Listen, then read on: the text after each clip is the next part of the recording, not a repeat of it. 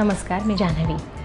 आजकाल डासांमुळे वेगवेगळे रोग मोठ्या प्रमाणात होत आहेत। डेंग्यू, मलेरिया, चिकनगुनिया हे रोग डासांमुळे होतात आणि जर यावर वेळेतच आपण उपाय केले नाहीत तर हे जीवघेणंही ठरू शकतं।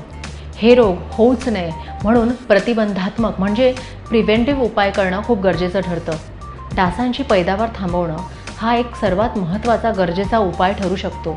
त्यामुळे आज आपण याच विषयावर म्हणजेच प्रिव्हेंटिव्ह उपाय करून डासांची पैदावार कशी आपण थांबवली पाहिजे याबद्दल माहिती घेणार आहोत। घराच्या आजूबाजूला, ऑफिसमध्ये कुठेही पाणी साचून नाही राहिलं पाहिजे याची काळजी घेणं खूपच गरजेचं आहे। कूलर्स, टँक्स, फ्लावर पॉट्स, तुटलेले टायर्स, करवंट्या, खेळण्या यामध्ये पाणी नाही साचून राहिलं पाहिजे। ते आपण कोरडे करून घेतले पाहिजे। आजूबाजूचे गटरसुद्धा स्वच्छ करून आपण घेतले पाहिजेत।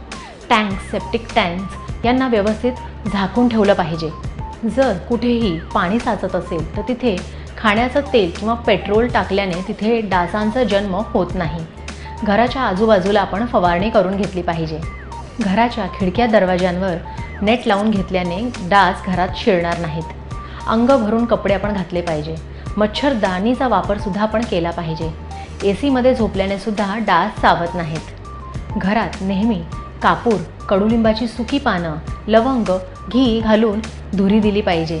आपण घराजवळ किंवा घरामध्ये काही झाडं लावल्याने सुद्धा डास घरात येत नाहीत। आपण तुळस, झेंडू, पुदिना यांची झाडंसुद्धा लावू शकतो।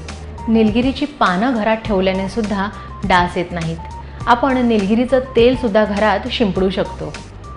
डास आपल्याला चावूच नयेत किंवा जर चावले असतील तर त्यावर काय नैसर्गिक उपाय करू शकतो याबद्दल आपण पुढच्या एपिसोडमध्ये माहिती घेणार आहोत।